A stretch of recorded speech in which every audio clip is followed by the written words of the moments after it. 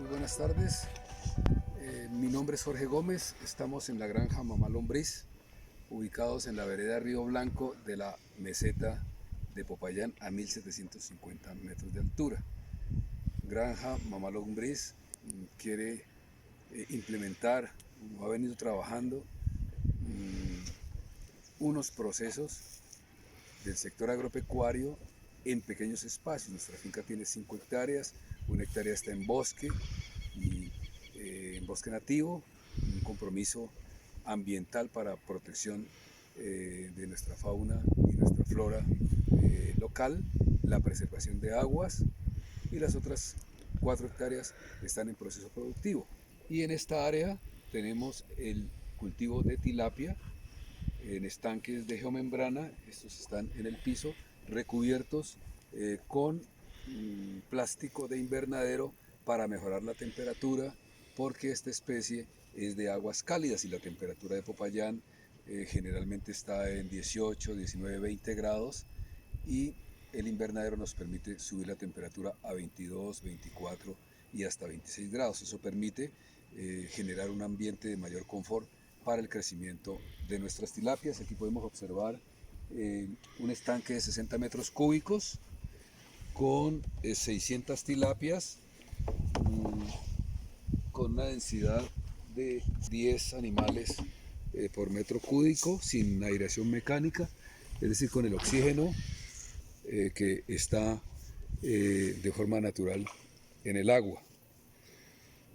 Esa coloración verde que observan en el agua fue lo que nos motivó a investigar qué era lo que había en el agua, qué microorganismos estaban dándole esa coloración, y por qué el oxígeno en el día, cuando hay radiación solar, es muy bueno, porque generalmente está entre 8, 7 y sube a veces a 9 y 10 cuando hay mucha radiación solar, pero porque en las noches el oxígeno se cae a 2, y muchas veces cuando el agua estaba muy verde se caía a 1, lo que hacía pues que los peces se estuvieran estresando con esos cambios bruscos de oxígeno. Y comenzamos entonces a investigar y a preguntar qué era lo que le daba la coloración al agua. Y comenzamos a identificar entonces que la coloración verde estaba dada por microalgas, por cianobacterias. Y la pregunta entonces es, ¿eso es bueno o es malo para los peces? La literatura y la información de referencia que comenzamos a recibir a través de algunas consultas con expertos es que es buena la presencia de microalgas en los estanques de peces en un volumen determinado, porque si tenemos muchas microalgas, pues aumentamos el oxígeno, que es muy bueno para los peces, pero esa gran presencia de microalgas en las horas de la noche les quita el oxígeno a los propios peces, porque las microalgas pues son plantas que hacen su proceso de fotosíntesis en el día, entonces están produciendo oxígeno, pero en la noche se están absorbiendo el oxígeno que es necesario para los peces. Luego hay que mantenerlas en un nivel de control. Y nos preguntamos entonces, bueno, ¿y si esas microalgas pudieran servir para alimentar a los peces, o podrían tener algún valor de tipo nutricional para la especie animal o para la especie humana?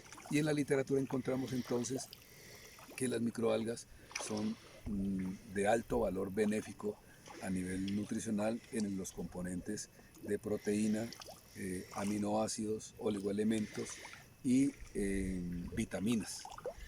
Entonces, digamos que ese fue como el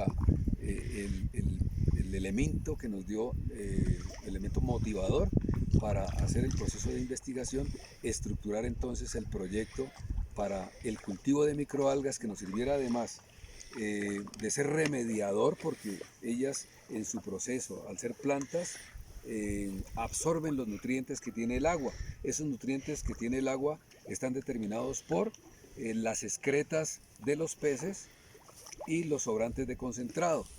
Al oxidarse esas sustancias, generan elementos contaminantes para los propios peces, pero para las plantas son un nutriente al pasar de las etapas de amonio a nitrito y nitrito a nitrato, que es el componente del cual se alimentan las plantas, y en este sentido pues del cual se alimentan las microalgas. Entonces dijimos, y la literatura nos lo estaba diciendo, las microalgas sirven para remediar aguas contaminadas y sirven para que esa biomasa recolectada se convierta en alimento proteico para diferentes especies animales. Bueno, en este momento ya nos encontramos en el área de producción de espirulina. La espirulina no es una microalga, es una cianobacteria, pero se comporta como una microalga, como una planta, porque ella hace fotosíntesis. Es decir, a través de la luz hace todo su proceso para la producción de su alimento y su reproducción y crecimiento. Entonces, aquí, ¿qué le estamos proporcionando a ese microorganismo que es la espirulina? Un ambiente acuático. Ustedes ven unos estanques con una división en el centro que se llaman reservoirs, que se comportan como un río porque tienen una corriente. Tienen esas paletas que se observan al fondo y que están dando vueltas. Esas paletas empujan el agua y generan una velocidad. Eso permite que la espirulina esté exponiéndose a la luz en forma regular y permanente, porque como la energía que hace que la espirulina trabaje es la luz solar, entonces la luminosidad es la que tenemos que garantizársela. Si estuviera quieta, solamente recibirían luz la espirulina que está expuesta en la superficie, pero la del fondo se quedaría sin crecer y sin aumentar o la posibilidad de reproducirse. Entonces, ese movimiento es justamente para garantizar la exposición de la espirulina a la luz. La espirulina es de un color verde azuloso, esa es su característica, y por eso la podemos diferenciar de otras microalgas en su color. En estos estanques o reservoirs nos caben 11 metros cúbicos de agua, tienen un largo de 15 metros por 2 metros con 50 de ancho, con una división en el centro que permite la circulación regular entonces del agua. Aquí hacemos las mediciones de factores como pH, el pH adecuado, digamos, para generarle un ambiente al crecimiento de la espirulina está entre 9, 10 y 11 de pH. Aquí se le suministran los nutrientes que fueron calculados a través de una fórmula que nos permitió el mejor crecimiento para que tengan en forma permanente los nutrientes para que ellas puedan asimilarlos.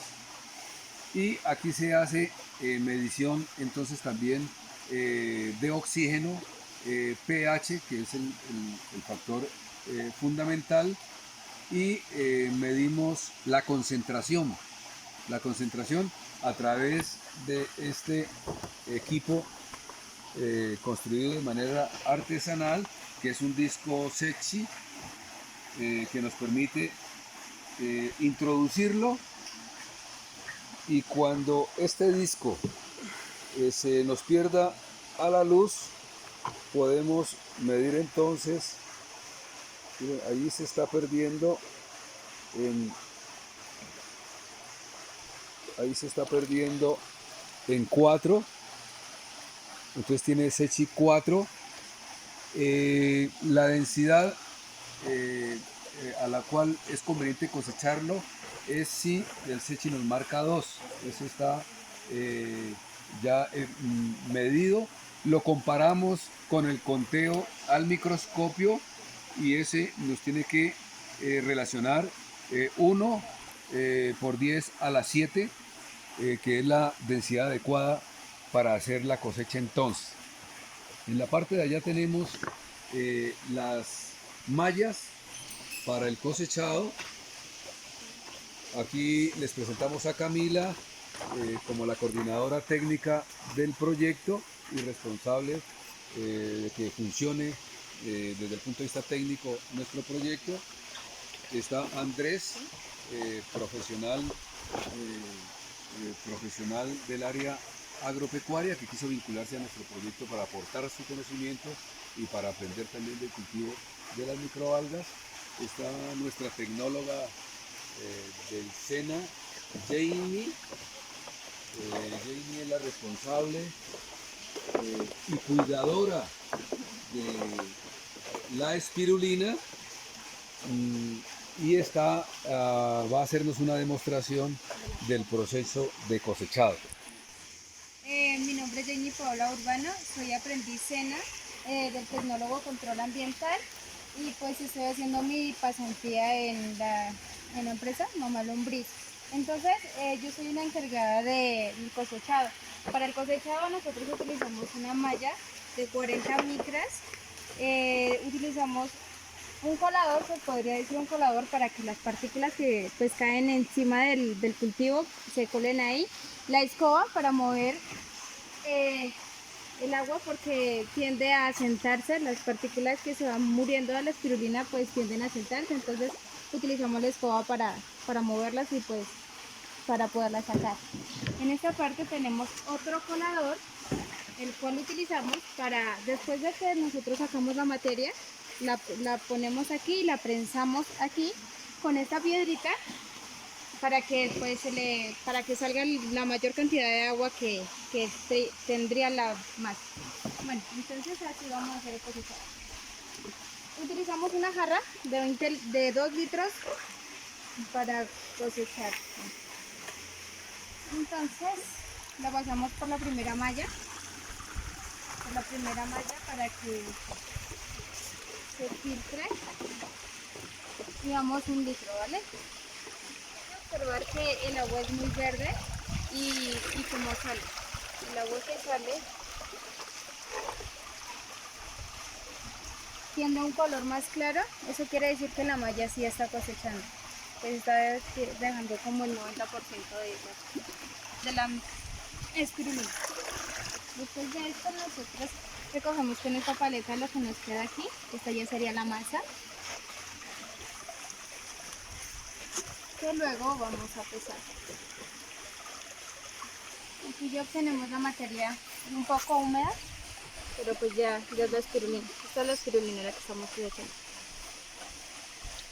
Luego con esta biomasa pues hacemos los fideos y pues el secado y luego los fideos para la alimentación de los peces. Bueno, entonces aquí ya estamos haciendo los fideos en las bandejas para el secado. Listo, ahí ya hicimos unos fideos y bueno, otros fideos. Eso nos está permitiendo disminuir el tiempo de secado. La base, el marquito, está recubierto por una malla anti-trips que permite que el aire entre por abajo y por encima, el aire caliente. Y entonces hay un secado regular, y estamos en 14 horas llegando a materia seca con un 5% de humedad, que es las condiciones en que podemos mantenerla almacenada, pues, para que no se deteriore la espirulina antes del consumo. Este ya es una bandeja con la espirulina y los fideos. Fíjense, estos fideos están gruesos acá porque está húmeda la materia, pero ellos con el calor se van comprimiendo, y tenemos entonces aquí ya un fideo seco. Este ya permite o mantenerlo en estas condiciones en forma de fideo para suministro a los animales o para consumo humano, porque estas espirulinas las estamos cultivando en un medio de agua potable y con las condiciones de buenas prácticas de manufactura de alimentos, que nos permite que sea consumido por las personas. y como ya hemos mencionado, que la espirulina tiene unas bondades nutricionales para la salud y para los organismos vivos. Podemos decir que en la literatura y en la fuente científica encontramos que la espirulina proporcionada en 1 gramo, 2 gramos diarios en la alimentación de una persona puede mejorar todo su sistema, todos los sistemas del organismo, el sistema nervioso, el sistema cardiovascular, el sistema inmunológico, el fortalecimiento del sistema músculo-esquelético, y está siendo utilizado entonces por deportistas de alto rendimiento, por personas que tienen dietas especiales, y se convierte entonces en un súper alimento por la concentración de proteína que tiene. En nuestro examen técnico bromatológico que nos acaba de llegar, encontramos que nuestra espirulina y nuestras microalgas tienen un porcentaje del 57%, que es muy satisfactorio porque nos indica que nos acercamos a los ejercicios de ensayo científico que se han hecho en universidades y en otros proyectos donde la espirulina puede estar entre el 50, 55, 60 y 65% de proteína. Buenas tardes, nos encontramos en la granja Mamá Lombriz. En este espacio tenemos 15 tanques con 90 peces conectados a través de un sistema de aireación para garantizar que el oxígeno se encuentre en niveles estables. En este momento nos vamos a disponer a alimentar a los peces. En este experimento hemos reemplazado parte del concentrado con clorela o espirulina del 10 y el 20%. En este momento nos disponemos a reemplazar parte del concentrado en este estanque de clorela al 20%.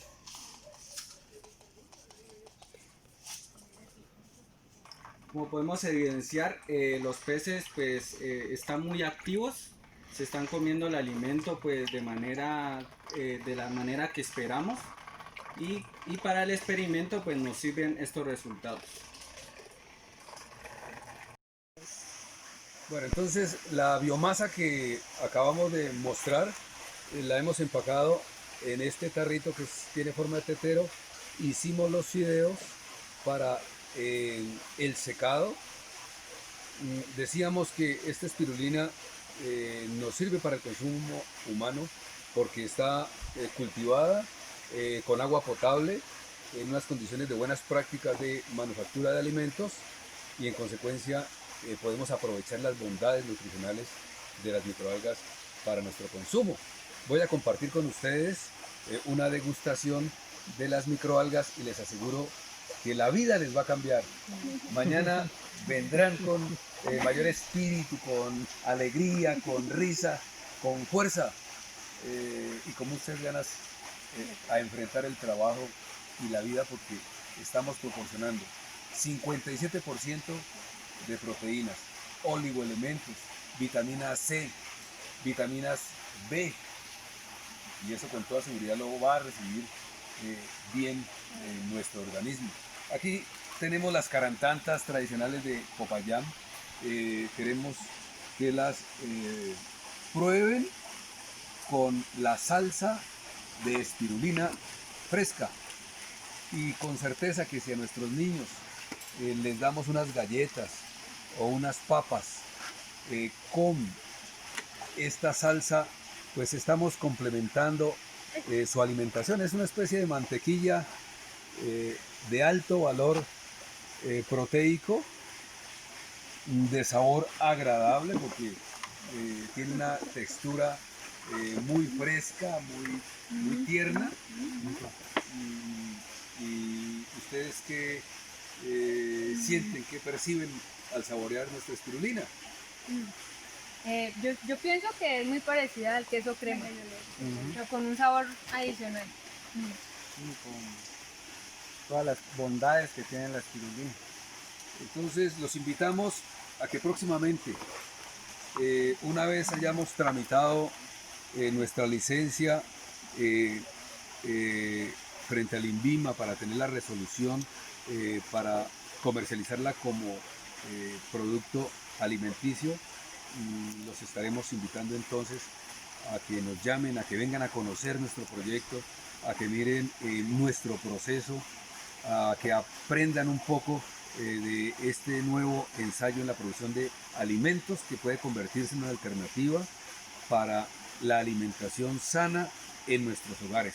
Y porque además en pequeños espacios, en un bidón de 20 litros, cada familia podría cultivar la espirulina que les proporcionaría los 2 gramos diarios para alimentar, los 2 gramos diarios de proteína para alimentar a sus niños, a los adultos y a los ancianos. Muchísimas gracias. Los esperamos en la granja Mamá Lombriz.